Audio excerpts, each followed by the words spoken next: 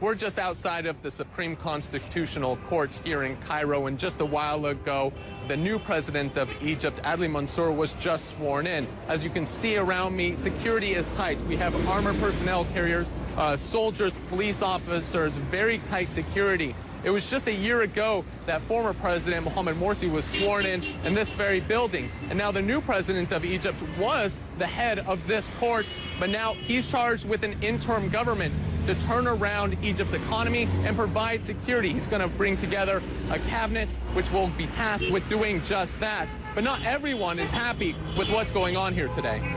I selected Mr. President Mohamed Morsi, and these all procedures and all these measurements are against my voting in the election. Of course I'm very upset, and I didn't sleep at all last night because I'm a Morsi supporter. He was going to fix the country. He came from the will of the people in free and fair elections. People chose him.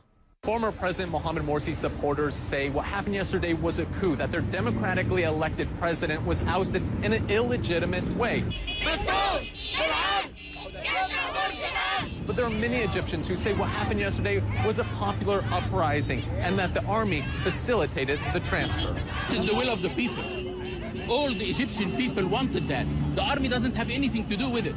The army works for us, work for the Egyptian people. The armed forces prevented what would have been a huge catastrophe, and they didn't directly intervene because they're not interested in staying in power. The swearing-in ceremony is over, and Egypt has a new president, Adli Mansour. Three things stuck out in his speech. The first, he honored the youth of the revolution and encouraged them to keep up defending the revolution. The second thing was that he told people not to worship leaders, but only worship God, that worshiping leaders can only lead to tyranny. And the third thing he said, he was going to have a free and fair presidential election that truly represented the Egyptian people and honored the January 25th revolution. Ian Lee, CNN, Cairo.